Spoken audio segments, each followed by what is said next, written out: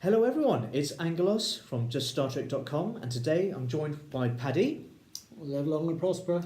We're going to be reviewing the last episode of Star Trek Discovery Season 2, plus general thoughts about the show so far and predictions for Season 3.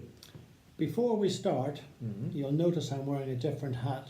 Why are you wearing a different hat, And Paddy? it does have a Star Trek reference. Go on. Would you like to get... If I said it was a cowboy hat, Mm-hmm. what was the original series visioned by Roddenberry going to be called? Wagon Train to the Stars. Hence the cowboy hat. Hey, very good, Paddy. Cool, so let's Get back to now. Yes, what did you think of the season finale? Well, I think they've been very, very clever. I think what they've done is they've listened to concerns of people like yourself who haven't liked Discovery as much as people like me. And there's various reasons. I think Pike's been a fantastic success, and has Spock as well. Although I know at the start you were very worried about bringing the Enterprise into it, but it's and then spoiler alert. So if you haven't watched it, please stop now. Kicking them 950 years into the future, and not mentioning it ever again, sort of deals with all those canon type issues, I guess, or a lot of them anyway. What do you think? I thought it was rubbish. Really, really rubbish. And I'll tell you the reason why. I thought the writing was weak, and they addressed canon issues, right? So canon is a problem for Star Trek Discovery. It's always going to be a problem when you go back in time and try and sandwich something between well-established, loved things such as TOS or Enterprise or whatever it may be. Instead of ignoring the fans, like myself, and having confidence in their own writing, in their own stories, and their own characters, they've just gone, well, you know what, reset. Season 3, we're in the future. Starfleet can't mention it. None of the main characters that were involved in the incident with Discovery can't ever talk about it again. Spock can't talk about it. Pike can't talk about it. It's just lazy, weak writing. And that is just, that's the tip of the iceberg as far as I'm concerned. Well, I mean, if we take your point as valid, and I'm not saying it's not, that was something that should have been dealt with at the start, but they didn't deal with it at the start, and then they've sort of been playing catch up to try and get themselves to a situation where they can deal with the issues. In terms of the writing, was it weak? I don't know. I almost thought in the last episode we'd get through without Burnham crying. Oh, Christ. And then she had to have a little week. So during this massive battle where hundreds, if not thousands of people's... there, Paddy. No. Yeah, she's so quick on it as well. So during this battle where the stakes are so high and there's hundreds, if not thousands of people's lives in jeopardy, we get this long, rambling speech between Spock and Michael. It's like, come on, guys, what is wrong with you? It's the wrong place, it's the wrong time. It's just melodramatic crap. And unfortunately, that sums up Star Trek Discovery.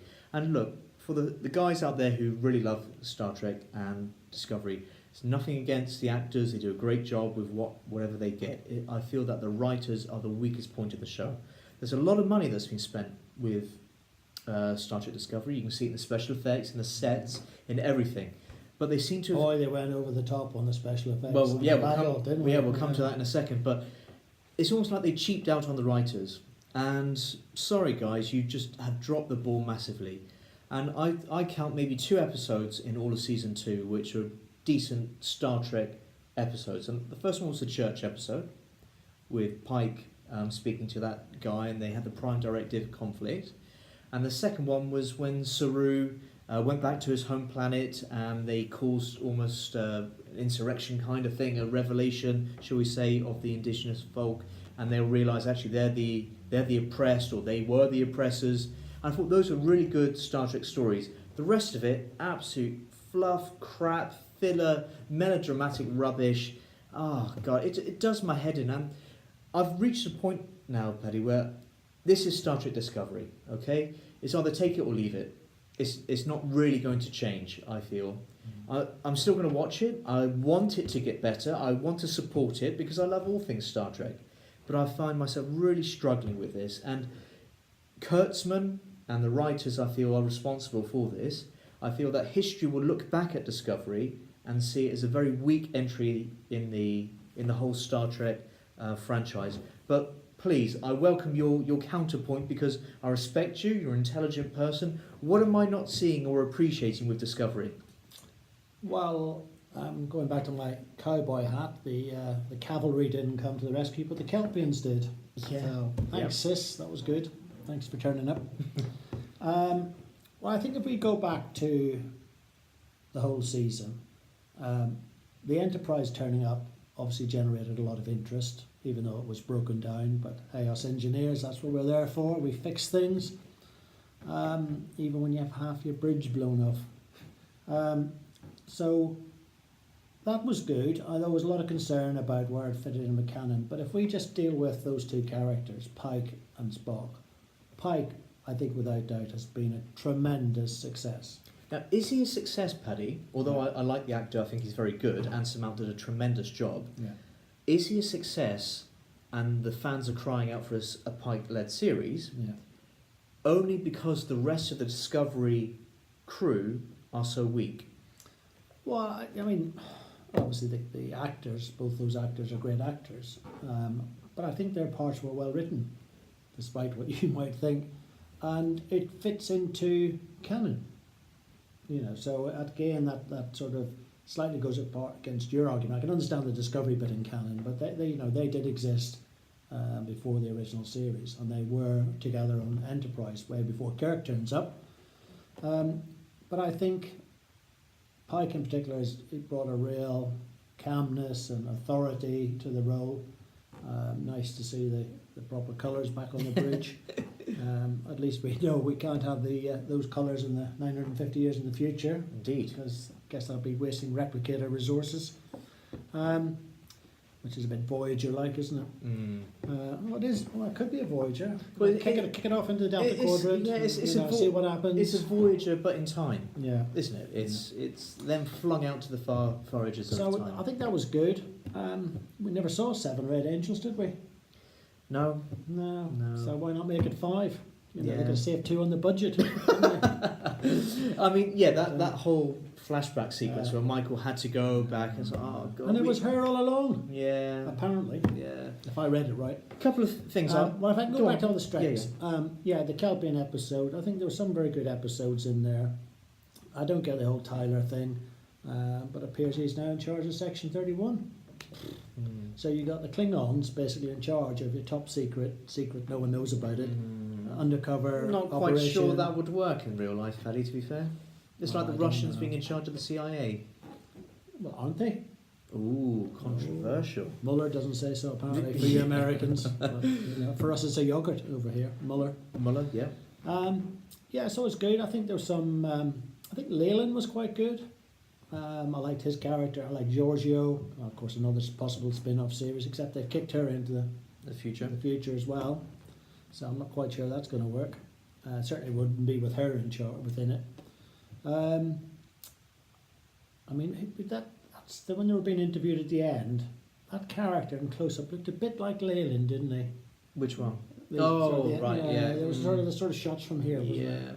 I know he isn't because he's dead. Yeah. That's what magnetism does. You see, it just kills you. Kills you. Weak sides then. What would you like to see improved, Paddy? Well, less crying. I mean, for goodness sake. Always. I mean, I don't mind you crying if someone's died. Yeah. Because of.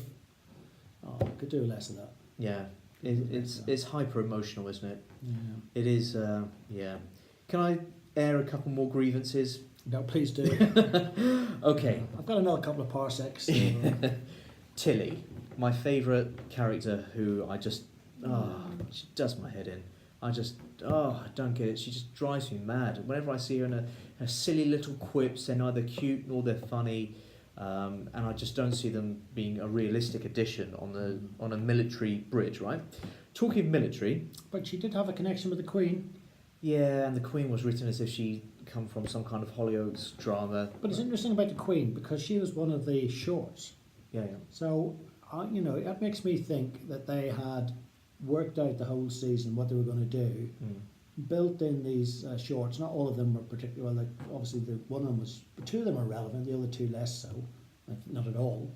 So it was almost like they'd sort of worked it out, and and so they put that in there to sort of introduce the character. So I think that was quite clever. Are you saying the writers had some kind of plan then, Paddy?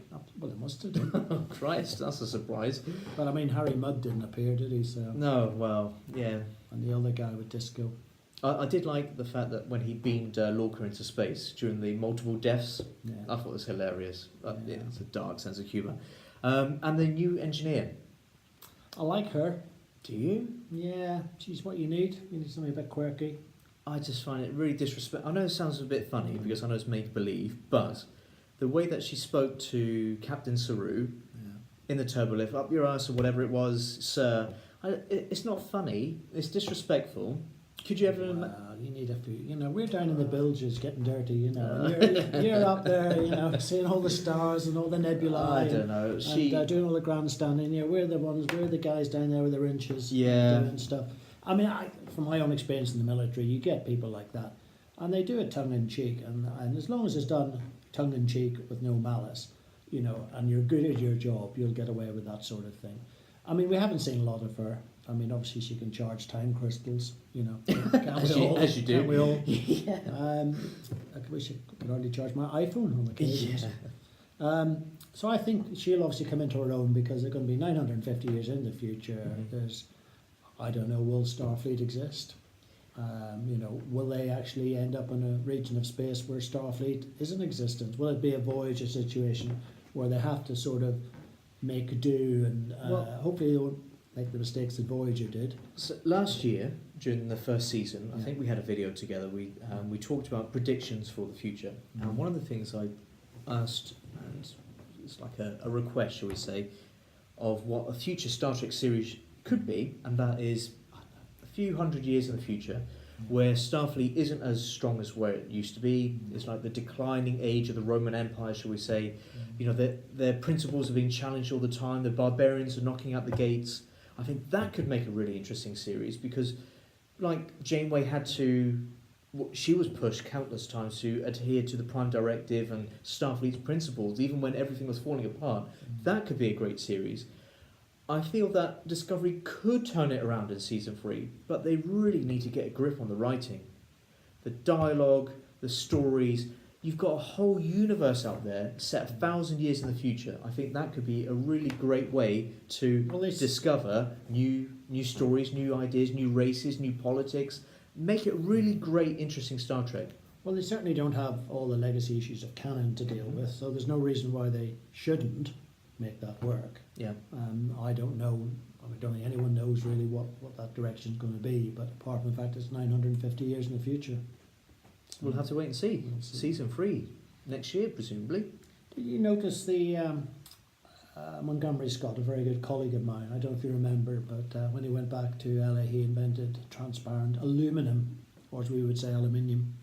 Good job we fitted that in the spore bay, wasn't it? Oh, God, that's You know, another sort of, you know, Di- if it hadn't been for Montgomery Scott.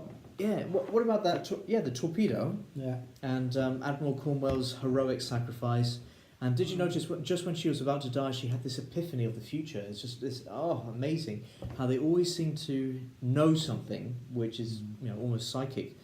Anyway, so Pike was behind the blast window, and you consider that this torpedo ripped out a quarter of the saucer or whatever else. That's one hell of a strong door, Paddy. Absolutely. Bloody hell. It's about 2 sheets of transparent aluminum in that one. Christ. It removed all sense of danger. That was my point I was trying to make. If he could just stand behind a sheet of glass, how difficult was this torpedo going to be, you know? And also, Well, I think that, they would probably say there's also a force field in there. Oh, okay. All right. We'll let him off. But probably the worst part for me, from a logic and storytelling point of view, after the battle, Leland is disabled, and yet Discovery still goes through the time wormhole. Why? They've sorted the enemy. There's no danger. Because they want to get them out of there. To stop people like you going on about continuity and canon and poor writing. So. I'm really not worried about canon. Yeah. So much. I can accept that if they're going to sandwich a show in between TOS and Enterprise or whatever it may be, I can live with it, okay? I'm not expecting 1960s sets. But having said that, DS9 and the Next Generation, they managed to make the original bridge, shall we say, work within the confines of their storytelling. And I just think, just because you've got a budget to make a shiny lights everywhere, blue everywhere, doesn't mean you have to. I think Well, I Discovery. suspect they do, because that's what the modern viewing public want, isn't it? Well, then, yeah, I think. I mean, you see the reimagined Enterprise bridge, which was, I mean, it's the same sort of layout, but it's all flashy new computers and LCD screens and, and everything. Still the same sort of colours and basic shape. Even the captain's chair is the same sort of shape. The twisty handles on the turbo lifts. Yeah. There's lots of lovely little nods to the past, but obviously they've brought the whole thing up to scratch. Yeah. I think what I'd like to see, so I'm going to make my top requests. So if the writers are listening, the producers are listening, this is my thing, and then obviously we'll speak with yourself and see what you would like. So season 3, I would really like some really strong stories about almost the decline or the declining of the Federation. What's it like in 1,000 years' time? You've got so much scope for great storytelling, for revisiting old races who have now either become extinct or they become super powerful. Maybe the Borg are, this small little power, whereas before we expect them to be this massive power. So there's so many things you can do. You've got this amazing palette of choice, and I really hope that the writers can make some good decisions. Make the characters of Discovery less quirky, less fringe-like, and more respectful of the fact that they are together as a family. They're on a military vessel. Well, I think certainly in season 2 they brought into play more of the bridge officers, didn't they? They had bigger roles to play. Because in the first season it was pretty much just Burnham and Saru and Lorca, pretty much. So it was nice to see that. Sadly we lost Miriam. There we go. No big loss. We barely knew her. Absolutely, we barely knew her. She was lovely. She was lovely for an episode, yeah. Floats well in space. And why didn't they beam her back? Anyway, that's another question. Yeah. So I think and there won't be. Well, we don't know. There won't be obviously any connection with the current universe. So I suspect that it's going to be very tough for them at the start. Naturally, sort of adapting to their new environments. And their new captain. And the new captain, who is hopefully Saru. It must be Saru by now, surely. I mean, if it's Burnham, my God, Oh, I'll have to go to battle stations or raise shields. They'll have a little sort of counselling session first to make sure they're doing the right thing. And Sarek will suddenly appear out of nowhere. Forget time or distance or space. No, I don't think he's turning up. Oh, thank God. So I don't know. So I think it's going to be tough. They're going to have to realign themselves to the new reality. Their tech's probably going to be way off the scale in terms of behind people. There are going to be new enemies, of course. That's part of the thing, isn't it? There'll probably be old friends, like you say, probably different friends or different stages. Maybe the Kelpians rule the universe. Who knows? Yeah.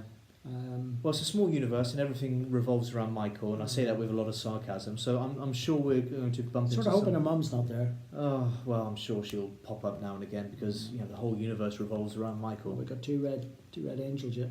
Yeah. It's got potential. They've ended on a high, I guess. Yeah. And they've wiped the slate clean, and now it allows the writers to just have some fun with it. And I hope that they make the most of this opportunity and they go back and revisit and watch Star Trek and understand what Star Trek's all about. It isn't about melodrama all the time. It isn't about constant crying. It's about discovery, ironically, and it's about... Well, it certainly will be Discovery now. Well, it certainly is, yeah. And it's going to be about great storytelling. It's about great moral tales told through the eyes of the future. So I really can't wait to see what season 3 is. I know I've been a bit negative today, but it's just frustration really with this whole series so far. Getting towards a positive note as we sort of get towards the end then, what did you think about the scene when Spock pulls on the science blue and walks out onto the bridge? His sideburns look like someone from the Beatles. He's trying to get some enthusiasm up here, folks. I want it to be good, Paddy, but he doesn't have the classic triangular sideburns, which I expect from a Starfleet officer, because that's always been the case. No, what do we get? We get long ones, and then it comes down to a point. Did you notice when they were all heading off that Spock just went like that, as if he knew he was going to be shaving off his beard. It's all, this is just smoke and mirrors. These are just little things that the writers, I feel, put there to antagonise or create controversy with a fringe number of fans. Quite frankly, I don't give a monkeys. But these things are just there, shiny to distract fans from the fact that we've got all these weak stories. They chuck in a Spock, they chuck in an Enterprise, they chuck in all these things. But So go on, sorry. on the end, because I said we were finishing on a positive note. Go on. Oh God. Yeah.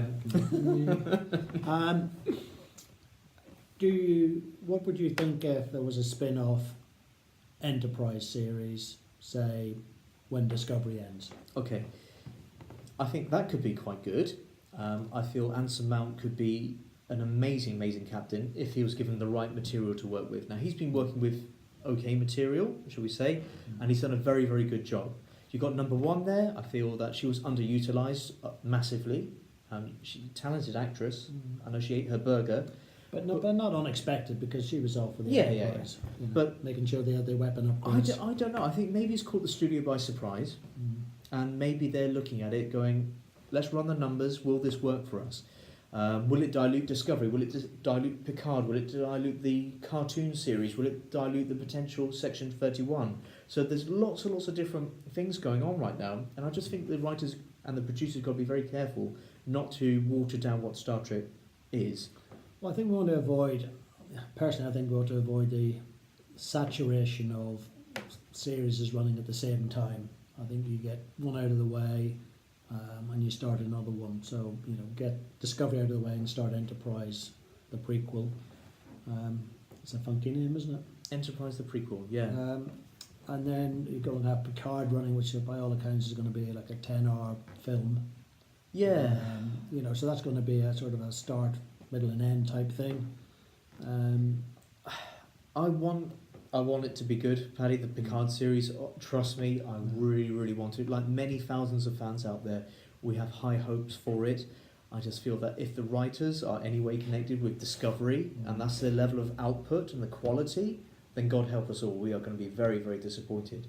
But they are different, so that gives me some level of assurance, but I don't know. We've still got Kurtzman running the thing, and somehow I just don't feel he understands what Trek really is. He understands what J.J. Abrams, because he descends from that lineage, what he expects Star Trek to be, so spinning cameras, lots of shiny special effects. But that isn't Star Trek. Star Trek is a good story at its tail. It's a secondary thing. It's not shiny special effects. Star Trek is about a great story. And if they can get that right, then Picard series, Pike series, no problems at all. I'll consume it all. But get the writing right. Do you think they end up in the Kelvin universe? That's another video. Brilliant. So, any final comments? I think overall I've enjoyed Discovery. It has got its bits that I'm not entirely happy with. Nearly crying. Yeah. I think there's lots of positives, a lot of good things that have come out of it.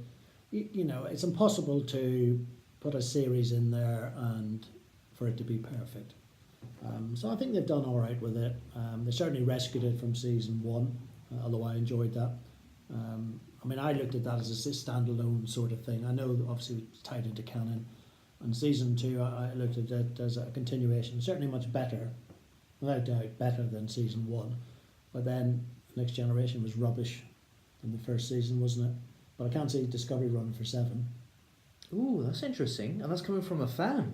Well, I can't, because that doesn't happen anymore with TV, does it? Ooh. See, I think that CBS have got a very vested interest in making sure that Discovery carries on for a long time, because it's their showrunner on the streaming side of things, so they want to start tagging on extra series. That's going to... Effectively, it's their showrunner series that's going to attract people to their streaming service. So I think they have a very vested interest in making sure that it continues. I can see it. I can see it certainly doing a 3, 4, and 5.